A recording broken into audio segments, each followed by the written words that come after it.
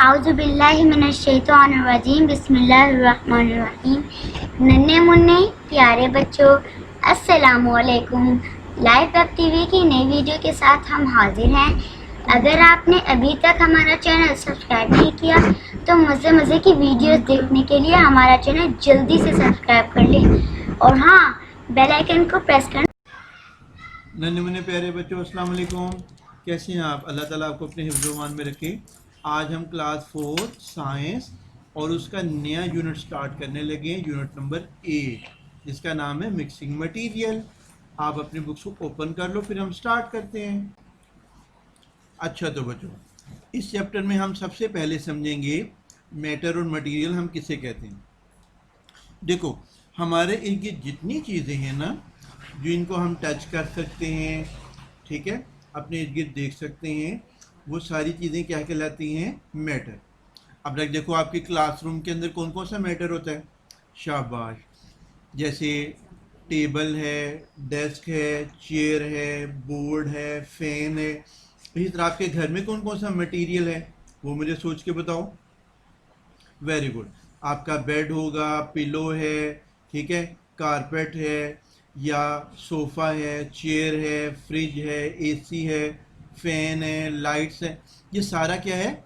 Material. और ये material किससे बना हुआ है? मैटर से। ठीक है, तो everything around us is called matter. हमारे इर्द जितनी चीज़ें हैं ना, उन तमाम चीज़ों को हम क्या कहते हैं? मैटर। और मैटर की खास बात ये होती है कि matter has volume and mess. Matter का वॉल्यूम यानी वो जगह घेरता है, और साथ उसका मैस भी होगा। मैस की बजाय बाज़ औक़ात हम उसके लिए वेट भी इस्तेमाल करते हैं। तो मैस और वेट बेटा दो अलग-अलग चीज़ें हैं। पहले हम मैस और वेट का फ़र्क भी इधर समझ लेते हैं। लेकिन आपने याद रखना है कि मैटर क्या है? मैटर हैज़ वॉल्यूम यानी वो जगह घेरेगा, ऑक्यूपाई स्पेस। जैसे आप चेयर के ऊपर अपना बैग रखो तो वो बैग जगह घेरेगा ना, तो इसका मतलब है उसका वॉल्यूम होगा या उसकी स्पेस होगी। तो इसी तरह से जौन सा है, जो मैटर है वो वॉल्यूम स्पेस ऑक्यूपाई करता है, और साथ उसका मैस या वेट भी होता है। अच्छा, अब पहले नंबर पर हम समझते हैं कि वेट क्या होता है।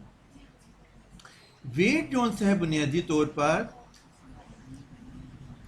Major of pull of gravity है, कि हर चीज़ को ज़मीन बेटा अपनी तरफ खींचती है। ठीक है, जैसे अगर आपके हाथ में कोई डस्टर पकड़ा हो या बुक आपने पकड़ी हो, और अगर आप उसको अपने हाथ से छोड़ो तो क्या होगा? वो ज़मीन पे गिरेगी ना। तो ज़मीन जब हर चीज़ को अपनी तरफ खींचती है, तो इस फोर्स का नाम हम रखते हैं ग्रेविटी। ग्रेविटी का मतलब क्या है? ज़मीन की कशिश की कुव्वत। ज़मीन उसको अपनी तरफ खींचती है। चाहे आप हो, आप जंप लगाते हो, तो ऐसा थोड़ी जंप लगाओ तो हवा में उड़ते ही चले जाओ। हाँ, आप फौरन ज़मीन पे आते हो ना। तो ज़मीन ने आपको ऊपर जाने से रोका। ठीक है, इसको हम क्या कहते हैं? Force of gravity. अब वेट का मतलब ये होता है कि ज़मीन कितनी फोर्स ऑफ ग्रेविटी लगा रही है। ठीक है, major of pull of gravity या major of force of gravity is known as weight. किसी ऑब्जेक्ट जो छोटा होगा उसको ज़मीन थोड़ा खींचती है, बड़े ऑब्जेक्ट को ज़्यादा खींचती है। ठीक है, तो ये फोर्स ऑफ ग्रेविटी पे डिपेंड करता है, और ये एक फोर्स है। अच्छा, दूसरे नंबर पर इसका जो यूनिट होता है वो हम कहलाते हैं न्यूटन कहलाता है। न्यूटन एक साइंसदान था, आइजैक न्यूटन।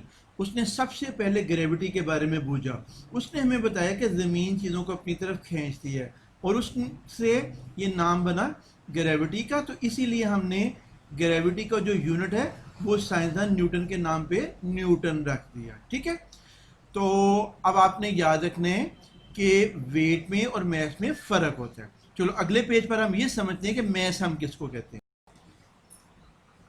अच्छा बच्चों, दूसरी टर्म है मैस। मैस को और वेट को आमतौर पर हम एक जैसा समझते हैं, लेकिन मैस जो सा है वो बेसिकली अमाउंट ऑफ मैटर है, कि किसी मटेरियल में कितना मैटर मौजूद है। जैसे फ़र्ज़ करो आपके पास एक प्लास्टिक का गिलास हो और एक लोहे का गिलास हो। ठीक है, तो ज़ाहिर है दोनों के अंदर आप जब उठा के देखते हो तो दोनों का एक जैसा मैस तो महसूस नहीं होता ना। तो जिसके अंदर मटेरियल या मैस ज़्यादा होगा वो भारी लगेगा, और जिसमें मटेरियल या मैस कम होगा वो हल्का लगेगा। इसी तरह अगर आपके पास दो गिलास हों, एक के अंदर आपने पानी भरा हो और दूसरा खाली हो, तो देखो जो पानी वाला होगा भरा हुआ, ठीक है, उसका मैस आपको ज़्यादा लगेगा क्योंकि उसके अंदर मटेरियल ज़्यादा है, और जिसका मैस कम होगा वो हल्का लगेगा। तो मैस जो सा है वो क्वांटिटी या अमाउंट ऑफ मैटर को हम कहते हैं, और इसका यूनिट किलोग्राम और ग्राम होता है, और इसको आमतौर पर हम स्प्रिंग बैलेंस वगैरह से, मेजरिंग बैलेंस से हम इस्तेमाल यूज़ करते हैं। आमतौर पर उर्दू में हम इसको वज़न कह देते हैं, लेकिन असल में ये वज़न नहीं है, वज़न वेट को कहते हैं। दूसरी बात हमें ये ध्यान में रखनी है कि मैस और वेट को जब हम आपस में कंपेयर करते हैं तो मैस हर जगह सेम रहता है, क्योंकि क्वांटिटी ऑफ मैटर ना कम होगी ना ज़्यादा होगी, जितना उसके अंदर मैटर है उतना ही रहेगा, ठीक है। अब मिसाल के तौर के ऊपर आप दुनिया में किसी भी जगह चले जाओ या ज़मीन से बाहर मून पर भी चले जाओ, तो जितना उसके अंदर मैटर आ रहा होगा किसी चीज़ में वो उतना ही रहेगा, और इस वजह से उसका मैस चेंज नहीं होता। जबकि जो फोर्स ऑफ ग्रेविटी है कि ज़मीन उसको कितना अपनी तरफ खींचती है, ये चेंज होगी। कहीं ज़मीन ज़्यादा खींचेगी, कहीं कम खींचेगी। जब ज़मीन के पास होगी तो वो ज़्यादा खींचती है, जब हम बुलंदी पर जाएंगे जैसे पहाड़ों पर या ऊपर हला में जाएंगे, तो ज़मीन से जब दूर होते जाएंगे तो ज़मीन की फोर्स कमज़ोर होती जाएगी। तो ज़मीन की फोर्स जब कमज़ोर हो जाएगी तो हमारा वेट भी कम हो जाएगा, ठीक है। तो फोर्स ऑफ ग्रेविटी या पुल ऑफ ग्रेविटी जो उसका मैयर है वो वेट कहलाता है। तो अगर ज़मीन ज़्यादा खींच रही होगी तो वेट ज़्यादा, अगर ज़मीन थोड़ा खींच रही होगी तो वेट कम। इसीलिए जब हम ज़मीन से बाहर स्पेस में जाएंगे या मून में जाएंगे तो हमारा मैस तो चेंज नहीं होगा, क्योंकि हमारा अमाउंट ऑफ मैटर वही रहेगा, लेकिन फोर्स ऑफ ग्रेविटी चूंकि चेंज होगी लिहाजा हमारा वेट चेंज हो जाएगा, ठीक है। तो हमने दो टर्म्स को यहाँ तक समझा। आगे देखते हैं अब नेक्स्ट पेज पर हमारे पास क्या आ रहा है। अच्छा बच्चों, नेक्स्ट चीज़ जो हमने पढ़नी है वो है वॉल्यूम। मैस और वेट को हमने अंडरस्टैंड कर लिया। मैस तो था क्वांटिटी ऑफ मैटर, तो वॉल्यूम क्या है? वॉल्यूम का मतलब होता है space occupied by an object. एक जिस्म ने कितनी जगह घेरी है, ठीक है। जैसे देखो चूंटी छोटी सी होती है तो वो थोड़ी सी जगह घेरेगी, हाथी इतना बड़ा होगा तो वो ज़्यादा जगह घेरेगा, ठीक है। आपकी जो कॉपी है छोटी सी होती है, वो स्पेस थोड़ी ऑक्यूपाई करेगी, और जो बैग है वो बड़ा होगा, वो स्पेस ज़्यादा ऑक्यूपाई करेगा। तो वॉल्यूम का मतलब ये होता है कि उसने कितनी स्पेस ऑक्यूपाई की, कितनी जगह घेरी है। अब इसके लिए हम देखते हैं कि उस चीज़ की लेंथ कितनी है, उसकी विड्थ या ब्रेड्थ कितनी है, और उसकी हाइट कितनी है। जिस चीज़ की लेंथ, ब्रेड्थ और विड्थ और हाइट ज़्यादा होगी उसका वॉल्यूम भी उतना ज़्यादा होगा, ठीक है। तो वॉल्यूम को जो सा है हम लेंथ, विड्थ, ब्रेड्थ और हाइट को मल्टीप्लाई करने से हासिल करते हैं। अच्छा, अगली जो चीज़ हमारे पास आ रही है वो है मैटर की स्टेट्स। तो बेटा हमारे इर्द गिर्द जो मैटर है वो सारा एक जैसा नहीं है, और हमने पहले से पढ़ा हुआ है कि मैटर की 3 स्टेट्स होती हैं। वो 3 स्टेट्स कौन कौन सी हैं? एक को हम कहते हैं सॉलिड, दूसरी कहलाती है लिक्विड, और तीसरी कहलाती है गैस। तो मैटर की कितनी स्टेट्स हुई? 3। कौन कौन सी? Solid, liquid and gas. अब सॉलिड क्या होती है? आप अपने इर्द गिर्द देखते हो बाज़ चीज़ें ऐसी होती हैं जिनकी शेप को आप एक जगह से दूसरी जगह ले जाओ वो चेंज नहीं होती, उनका मतलब उनकी डेफिनेट शेप है। मिसाल के तौर के ऊपर अगर आपके पास हाथ में डस्टर हो, तो वो डस्टर आपके हैंड में हो या टेबल पे पड़ा हो या चेयर पे पड़ा हो, तो उसकी शेप को चेंज हो जाएगी, छोटा तो बड़ा तो नहीं ना हो जाएगा। इसका मतलब है उसकी शेप डेफिनेट है। तो डेफिनेट यानी फिक्स शेप है। इस फिक्स शेप के साथ दूसरी चीज़ होती है उसका फिक्स्ड वॉल्यूम भी होता है, यानी डेफिनेट वॉल्यूम है। जितनी जगह वो घेरेगा एक जगह पर, दूसरे कंटेनर में भी वो उतनी जगह घेरेगा, ठीक है। तो solid have definite shape and definite volume, ये हमने याद रखना है कि उनकी ना तो शेप चेंज होती है और ना ही उनका वॉल्यूम।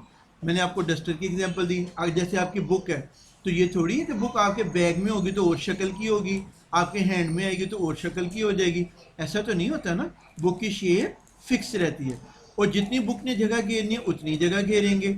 इसका अलावा स्पेस ऑक्यूपाइड भी फिक्स रहेगी, डेफिनेट रहेगी। तो सॉलिड है fix shape and fix volume या definite shape and definite volume. आगे हम लिक्विड और गैसेस के बारे में स्टडी करें।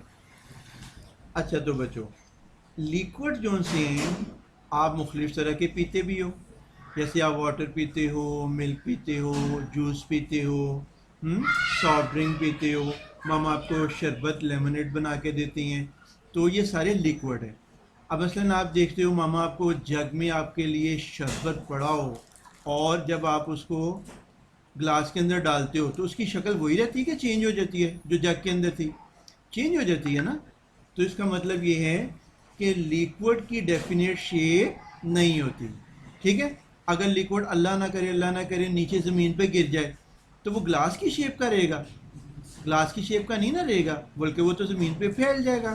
तो इसका मतलब ये होता है liquid has no definite shape, उसकी शेप फिक्स नहीं होती। तो फिर उसकी शेप किस तरह की होगी? उसकी शेप चेंज होती रहती है। कैसे? जिस तरह के कंटेनर में डालेंगे उस तरह की शेप।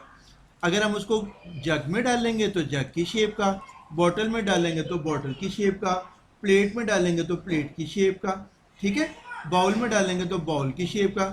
तो लिक्विड जोन से है take up the shape of the container, वो कंटेनर की शेप के मुताबिक अपने आप को चेंज कर लेते हैं। लेकिन देखो, शेप तो उसकी डेफिनेट नहीं है, बट वॉल्यूम उसका डेफिनेट होता है। वॉल्यूम का मतलब है चाहे वो जितनी जगह उसने जग में ली है उतनी ही जगह वो ग्लास में लेगा।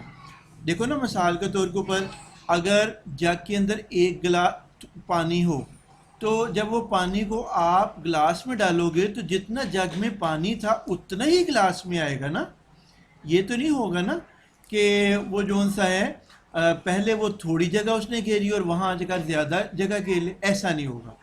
तो वो उसकी शेप वैसे ही रहेगी। अब अगर आप वो ग्लास वाला पानी बाउल में डाल दो और बाउल वाले पानी को दोबारा जग में डालो तो आप देखोगे कि जितना जग में पहले पानी का लेवल था अब भी उतना ही होगा। ठीक है, तो इसका मतलब ये है कि liquid has no definite shape but liquids have definite volume. उनका वॉल्यूम बेटा फिक्स होता है, जितनी जगह वो पहले घेरते हैं बाद में भी उतनी जगह ही घेरेंगे चाहे हम कंटेनर को चेंज करते रहें। गैसेस, गैसेस जो सी है हमें इर्द गिर्द जो एयर महसूस होता है वो गैस है। किसी ने खुशबू लगाई हो तो वो आपके नाक तक आती है ना, तो वो क्या होती है? गैस है। ठीक है, इसी तरह से कोई फूल हो तो फ्लावर की खुशबू आप तक आती है। तो ये सारी क्या है? गैसेस। अब गैसेस जो सी हैं उनकी कोई डेफिनेट शेप नहीं होती। मतलब देखो, जैसे कागज़ को किसी ने आग लगाई तो ऊपर धुआं उठता है, तो धुएं की शक्ल बदलती रहती है ना। तो इसका मतलब है gases have no definite shape. अगर आपने बैलून है, बैलून के अंदर जो है ना हवा भरी, ठीक है, अब हवा जब भरोगे तो वो बैलून की शेप का हो जाएगा। लेकिन अगर आप वही बैलून की हवा जो है किसी बोतल में डाल दो तो वो बोतल की शक्ल की हो जाएगी। तो इसका मतलब ये हुआ gases have no definite shape, उनकी शेप फिक्स नहीं होती। अच्छा, इसी तरह बैलून को अगर आप दबाओगे तो वो दब जाएगा। ठीक है, तो इसका मतलब है उसका वॉल्यूम भी डेफिनेट नहीं है। अगर आप उसको बैलून को इकट्ठा करोगे तो उसकी स्पेस कम हो जाएगी और थोड़ी जगह पर भी गैस पूरी आ जाएगी। अगर आप उसको, जैसे आप देखते हो खुशबू आप लगाते हो तो वो छोटी सी बोतल के अंदर जो लिक्विड होता है वहाँ से खुशबू आ रही है, लेकिन जब आप उसको अपने कपड़ों पे लगाते हो तो वो खुशबू सारे कमरे में फैल जाती है। तो इसका मतलब है उसकी वॉल्यूम भी फिक्स नहीं है, उसके साइज में इजाफा होता रहता है। वो जितनी जगह उसको मिलेगी उतनी जगह में अपने आप को फिल इन कर लेगा। ठीक है, अब हम एक दफ़ा दोहरा लेते हैं। हमने क्या पढ़ा? मैटर की कितनी स्टेट्स हैं? 3। कौन कौन सी? सॉलिड, लिक्विड और गैस। तीनों में क्या फ़र्क है? Solids have definite shape and definite volume, liquids have no definite shape but definite volume. Liquids की डेफिनेट शेप नहीं होती लेकिन वॉल्यूम उनका फिक्स या डेफिनेट होता है। और gases have no definite shape and no definite volume. ठीक है, अच्छा अब आगे हम देखते हैं अगले पेज पर। अच्छा बच्चों, अब हम ये देखेंगे कि क्या मैटर की स्टेट चेंज हो जाती है, यानी सॉलिड से लिक्विड, लिक्विड से गैस। तो yes, matter can change it's state, matter अपनी स्टेट को चेंज कर सकते हैं, ठीक है। कैसे भला? देखो, आपने गर्मी लगी रही है और आपने जो सा ना फ्रीज़र से आइस क्यूब निकाले, तो आइस क्यूब निकाल कर आपने ग्लास में डाले पानी पीने के लिए, तो आप देखते हो वो आइस क्यूब क्या बन जाएंगे? थोड़ी देर बाद अगर पड़े रहें तो वो वाटर बन जाएंगे। पहले वो क्या थे? सॉलिड, और अब वो क्या बन जाएंगे? लिक्विड। इसका मतलब ये है कि सॉलिड चीज़ें किस में चेंज हो जाती हैं? लिक्विड में। जैसे मामा आपके लिए बटर लेकर आई, ब्लू बैंड, और आपने जब उसको हीटअप किया तो हीटअप करने से वो ब्लू बैंड पहले सॉलिड था, ठीक है, बटर, और अब वो किस में चेंज हो जाएगा? लिक्विड में। ऑयल ऑयल टाइप सा बन जाएगा ना। तो इसका मतलब है सॉलिड किस में चेंज हो जाती है? लिक्विड में। कब? जब हम उसको हीट अप करते हैं। तो हीट करने से सॉलिड चीज़ें लिक्विड में चेंज हो जाती हैं। अच्छा, इसका उलट क्या होगा? हीट का उलट क्या होगा? Cool down. इसका मतलब है जब हम लिक्विड को कूल डाउन करते हैं, ठंडा करते हैं, तो वो किस में चेंज हो जाएगा? सॉलिड में। अब इसकी एग्जांपल क्या है? जैसे वाटर, आपने पानी जौन सा है भर के किसी बाउल के अंदर या किसी डिश के अंदर फ्रीज़र में रखोगे, तो आप देखोगे थोड़ी देर बाद वो आइस में चेंज हो जाएगा। तो वो लिक्विड किस में चेंज हो गया? सॉलिड में।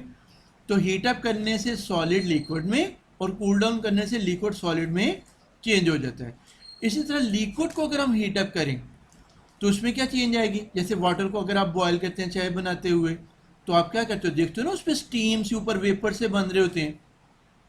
तो लिक्विड किस में चेंज हो जाता है? गैस के अंदर, ठीक है, हीट अप करने से। और अगर आप गैस को कूल डाउन करो तो वो किस में चेंज हो जाएगी? लिक्विड के अंदर। तो ये हमने मुख्तलिफ तरह की स्टेट्स के अंदर जो चेंजेस आ रही हैं ड्यू टू हीटिंग, उनको डिस्कस किया। इनको हम मेल्टिंग कहते हैं, और फ्रीजिंग कहते हैं, और बॉइलिंग वगैरह, और कंडेंसेशन कहते हैं, ठीक है। अब आपने मेरा बेटा स्टेट्स ऑफ मैटर को पढ़ा, changes in state of matter को पढ़ा, मैस, वेट और वॉल्यूम को डिस्कस किया, और मैटर की डेफिनेशन हमने डिस्कस किया। आपने इसको बुक से रीड करना है और इनसे मतलब एक्सरसाइज के क्वेश्चंस को नोट्स की मदद से हल करना है, ठीक है। आपने अपने घर में मौजूद, किचन में या घर में मौजूद 2 सॉलिड, 2 लिक्विड और 2 गैसेस की एग्जांपल्स को बूझना है और हमें बताना है, ठीक। अपना ढेर सारा ख्याल रखना। अल्लाह हाफिज। अगर आप चाहते हैं कि आप तक हमारी नई वीडियोस बर वक्त पहुंचती रहें तो हमारे चैनल को सब्सक्राइब करना मत भूलें और साथ ही बेल आइकन को ज़रूर दबाएं।